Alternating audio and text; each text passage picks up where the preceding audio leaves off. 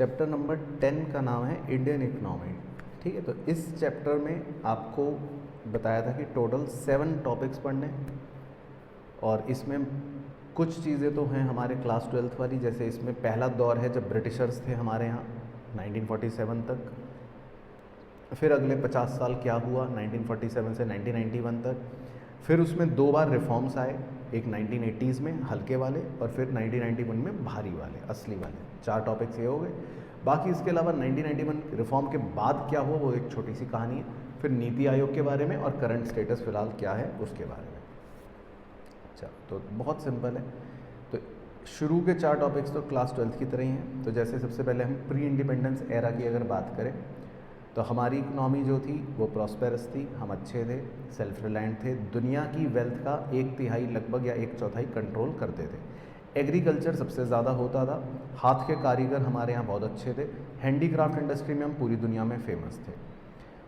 और भूतकाल में चले जाएँ पुरानी बातों में तो हमारे यहाँ अर्थशास्त्र किताब लिखी थी चाणक्य साहब ने, जिसमें उनका फोकस मतलब था कि हमें वेल्थ के साथ साथ मतलब मटेरियल वेलबींग पे भी फोकस करना है। तो 2 कीवर्ड्स थे, वेल्थ और लैंड, क्योंकि एग्रीकल्चर को कहते थे कि भाई करना चाहिए, प्रमोट करते थे। बाकी ब्रिटिशर्स के रूल को 2 पार्ट्स में डिवाइड किया गया था, 1757 से 1858 ईस्ट इंडिया कंपनी के नाम से, और 1858 से 1947 ब्रिटिश गवर्नमेंट के नाम से।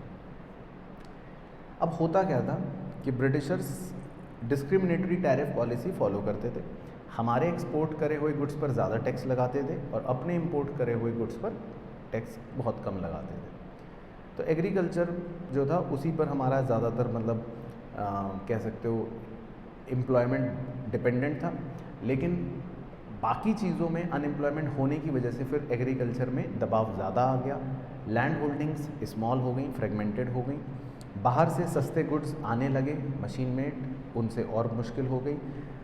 ब्रिटिशर्स ने ज़मींदारी सिस्टम इंट्रोड्यूस कर दिया, जिसमें ज़मींदार हर महीने फ़िक्स लगान देते थे और हमारे फार्मर्स को एक्सप्लॉइट करते थे। हमारे फार्मर्स के ऊपर इंडेप्टनेस ज़्यादा बढ़ गई थी। जूट मिल्स थोड़े से थे, पेपर मिलिंग मिल्स थे, लेदर मेकिंग, राइस मिलिंग इंडस्ट्रियाँ थी और थोड़ी सी आयरन इंडस्ट्रियाँ ब्रिटिशर्स ने सेटअप करी थी। बाकी इसके अलावा कोई इंडस्ट्रियाँ थी नहीं। फिर जब इंडिपेंडेंस हुआ 1947 में, उसके बाद की अगर हम कुछ बातें करें तो लिटरेसी रेट बहुत कम था, लाइफ एक्सपेक्टेंसी रेट बहुत कम थी। हम नेहरूवियन मॉडल को हमने अडॉप्ट करा, जिसमें हम सोशल और इकोनॉमिक रीडिस्ट्रीब्यूशन पर फोकस करते थे। पंचवर्षीय योजनाएं बनी, प्लानिंग कमीशन को बनाया गया। 1948 में पहली IPR आई, इंडस्ट्रियल पॉलिसी रिजोल्यूशन, जिसमें पब्लिक सेक्टर को ज़्यादा डोमिनेंट रोल दिया गया। बाकी 1950s की अगर हम बात करें तो 2 फिलॉसफी थी, एक नेहरूवियन मॉडल, एक गांधीयन फिलॉसफी। नेहरूवियन फिलॉसफी थी कि हैवी इंडस्ट्रियाँ लगाओ और गांधीयन फिलॉसफी थी कि स्मॉल स्केल इंडस्ट्रियाँ लगाओ। फिर 1956 में आई सेकंड IPR, उसमें भी सेम कहानी, प्राइवेट इन्वेस्टमेंट्स को डिस्करेज किया गया और पब्लिक सेक्टर को एनकरेज किया गया। उनके लिए, प्राइवेट वालों के लिए लाइसेंस भी लगा दिए थे। फिर बाकी इंडिया ने फिर फॉरेन ओपन इन्वेस्टमेंट पॉलिसी और ओपन ट्रेड पॉलिसी को फॉलो करा। लेकिन 1958 में एक की पॉइंट था कि हमारा BOP क्राइसिस उभर के सामने आया पहली बार, और इम्पोर्ट्स रोकना फिर भी बहुत मुश्किल था। और 1950 से लेकर 1980 तक के ग्रोथ रेट को हिंदू ग्रोथ रेट का नाम दिया, जो 3.5% पर चला। इस दौरान 1966 के बीच में एक बार ग्रीन रेवोल्यूशन आया, HYV सीड्स वाला, हमें पता ही है। खाने की कमी हो गई तो US से खाना मंगवाया था। बाकी इसी दौरान 1969 में 14 बैंकों को नेशनलाइज किया गया और 1980 में 6 और बैंकों को नेशनलाइज किया गया। 1965 से 1980 के दौर तक को सबसे बेकार माना जाता है। 60s और 70s में लाइसेंस राज चला करता था, सूखे पड़े कई बार, ऑयल के झटके लगे 2 सालों में, तो ये पूरा दौर मतलब सब कुछ बेकार चीज़ों का था। 1969 में MRTP एक्ट बनाया गया और लेबर लॉज जो थे वो बहुत कठोर थे, हार्श थे। तो खैर फिर जब 1980s तक सब कुछ ख़राब चला तो फिर हल्के फुल्के रिफॉर्म्स आए 1980s के अंदर, जिसमें 3 कैटेगरियाँ थी मेनली, इंडस्ट्री, ट्रेड और टैक्सेशन को लेकर। तो कुछ इंडस्ट्रियों को डीलाइसेंस करा गया, एक अच्छी बात ये हुई। बाकी थोड़ा सा उनको फ्लेक्सिबिलिटी दे दी कि भाई आप अपने प्रोडक्ट मिक्स को बदल सकते हो, आपसे लाइसेंस हम नहीं लेंगे। और एक्साइज ड्यूटी भी जो अलग अलग पॉइंट्स पर लगती थी उसको हटाकर मॉड वैट को इंट्रोड्यूस कर दिया। 1988 में सेबी की स्थापना कर दी गई कि भाई अब ये फाइनेंशियल मार्केट को थोड़ा रेगुलेट करेंगे, और बाकी रुपी को डी वैल्यू कर दिया था 30% से, ताकि थोड़ा सा एक्सपोर्ट्स बढ़ जाए। बाकी टैक्सेस वगैरह कम कर दिए और टैरिफ्स को थोड़ा सा कोशिश करा कम करने की। लेकिन 80s के रिफॉर्म आपको पता ही है, वो तो सब लिमिटेड ही थे। असली धमाका हुआ बड़े रिफॉर्म्स का, टॉपिक नंबर 4, 1991 जब आए LPG। तो ये तो पूरा आपका क्लास 12 का खेल एज इट इज़ है। रिफॉर्म क्यों आए, रीजंस थे, हमारा ह्यूज डेफिसिट था, BOP खराब था, फॉरेन एक्सचेंज रिजर्व बिल्कुल कम हो चुके थे, बोरोइंग्स का दबाव बहुत ज़्यादा था, पब्लिक सेक्टर अंडरटेकिंग सब बेकार काम कर रहे थे। इसको बोला था क्राइसिस ऑफ कॉन्फिडेंस। फिर ऑब्जेक्टिव्स थे कि भाई हमें अपने देश को मार्केट ओरिएंटेड बनाना है, मार्केट फ्रेंडली बनाना है, और दूसरा हमें मैक्रो इकोनॉमिक स्टेबलाइजेशन पर काम करना है।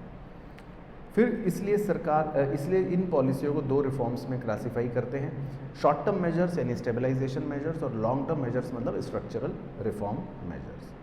बाकी इसके अंदर जो रिफॉर्म्स है वो देखते हैं। फिस्कल रिफॉर्म्स की बात करें तो सरकार ने टैक्सेस कम कर दिए, टैक्स कंप्लायंस कम कर दी, टैक्स स्ट्रक्चर को ट्रांसपेरेंट बना दिया, डिसइन्वेस्टमेंट कर दी, सब्सिडीज़ को कम कर दिया।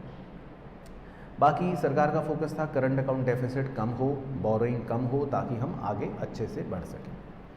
मॉनेटरी और फिस्कल सेक्टर की बात करें तो इसमें इंटरेस्ट रेट को फ्री कर दिया, जिस बैंक को जो रखना है वो रखे, बैंकों पर से कंट्रोल हटा लिया RBI ने अपना, नए नए प्राइवेट बैंकों का जन्म हुआ, और रिजर्व रिक्वायरमेंट्स जो थी यानी CRR SLR की रिक्वायरमेंट्स उनको भी कम कर दिया।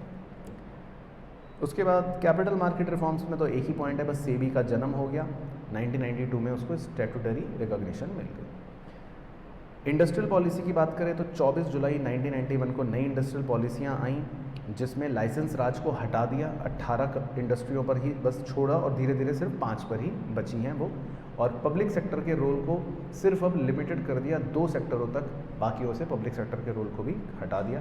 MRTP एक्ट को रीस्ट्रक्चर कर दिया, उसमें कई रिस्ट्रिक्शनों को हटा दिया, और अब तो खैर आपको पता ही पूरी तरह से ही हट चुका है। खैर बाकी बहुत सारे प्रोडक्ट्स को डी रिजर्व कर दिया था, रिजर्वेशन पॉलिसी ख़त्म कर दी थी, पब्लिक सेक्टर की मोनोपोलियो को ख़त्म कर दिया था, और फॉरेन इन्वेस्टमेंट्स को 51% तक ऑटोमेटिक अप्रूवल के साथ बढ़ा दिया था। एक्सटर्नल ट्रेड को भी आज़ाद कर दिया था, और रुपी को डीवैल्यू कर दिया था। ट्रेड की बात करें तो क्वांटिटेटिव रिस्ट्रिक्शंस हटा दी थी, आउटवर्ड ओरिएंटेड रिजीम को हमने फोकस करा, लाइसेंसिंग प्रोसीजर्स जो थे उनको भी हटा दिया था। 1991 में हमने रुपी डीवैल्यू करा, फिर 1992 में हमने dual exchange rate model follow करा, लेकिन 1993 में तो हम पूरी तरह manage floating exchange rate system में ही आ गए थे। Crux of all above reform, मुद्दे की बात है, इंडिया मार्केट ओरिएंटेड इकोनॉमी बन गया, प्राइवेट सेक्टर बढ़ गया, ट्रेड आसान हो गया, IT और फाइनेंशियल सर्विसेज सेक्टर में बहुत ज़बरदस्त डिमांड बढ़ गई, पॉवर्टी काफ़ी कम हो गई, और कंपटीशन वो भी बढ़ गया, फाइनेंशियल सेक्टर में इम्प्रूवमेंट हो गई।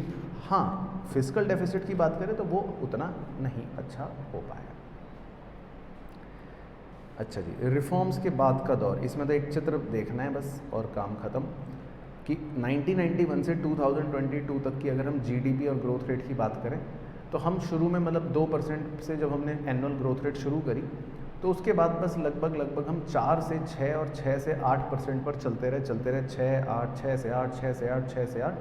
2020 में एक बड़ा झटका लगा जब एनुअल ग्रोथ रेट GDP का नेगेटिव में चला गया, लेकिन अब लगातार 2-3 वर्षों में हम 8% के आसपास ग्रोथ क्लॉक कर रहे हैं।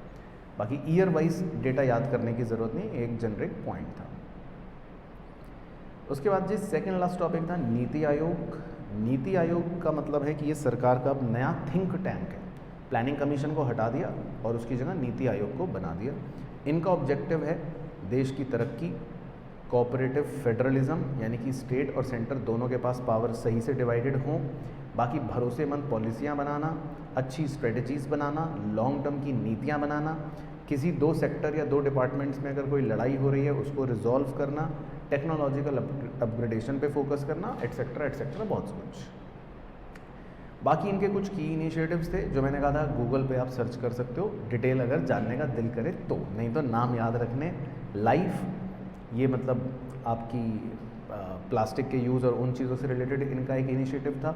बाकी NDAP की ड्यूटी रहती है जो गवर्नमेंट का डेटा प्रोवाइड करते हैं। शून्य कैंपेन एयर क्वालिटी से रिलेटेड था, EM3 अमृत ई व्हीकल से रिलेटेड था।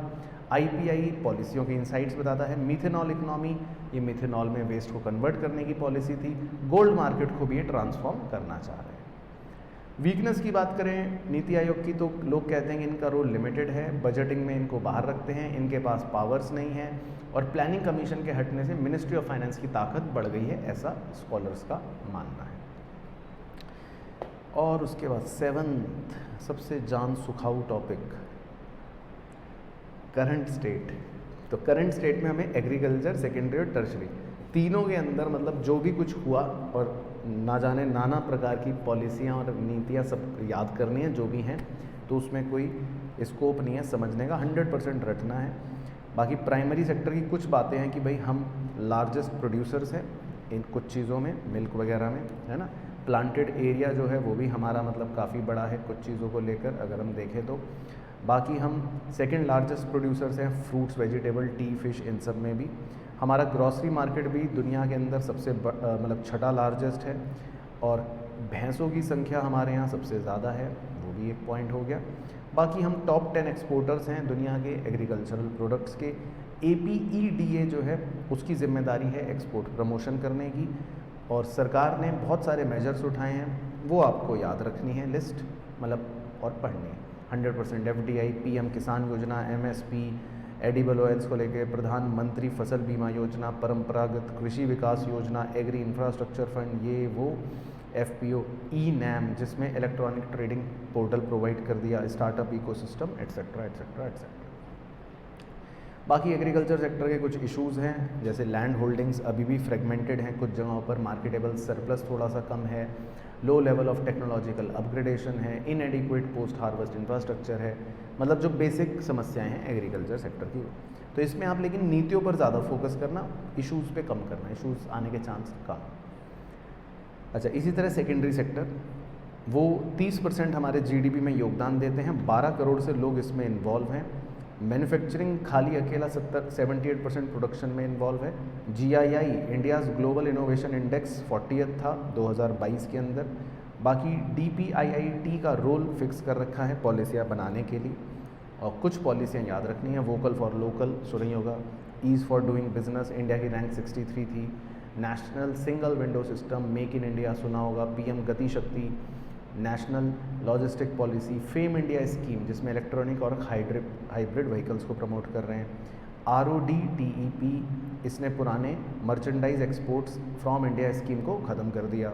स्टार्टअप इंडिया आपने सुना ही होगा, इमरजेंसी क्रेडिट लाइन।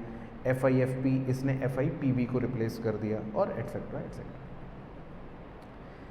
अच्छा, चैलेंजेस इंडस्ट्रियल सेक्टर के वही हैं कि इंफ्रास्ट्रक्चर की कमी है, इंपोर्ट्स बहुत ज़्यादा हैं, मैन पावर की कमी है, और कई बार लेबर और मैनेजमेंट के रिश्ते तनावपूर्ण रहते हैं, डिमांड कम है बाहर, हमारे प्रोडक्ट्स की कॉम्पिटिटिवनेस कम है, सप्लाई चेन में भी कई बार अनसर्टेनिटी हो जाती है, एट्सेट्रा एट्सेट्रा। और सर्विस सेक्टर में तो सबसे कम बातें हैं, बस ये पता होना चाहिए सबसे बड़ा सेक्टर है भारत का, GDP में सबसे ज़्यादा कंट्रीब्यूट यही कर रहा है, फास्टेस्ट ग्रोइंग सेक्टर है।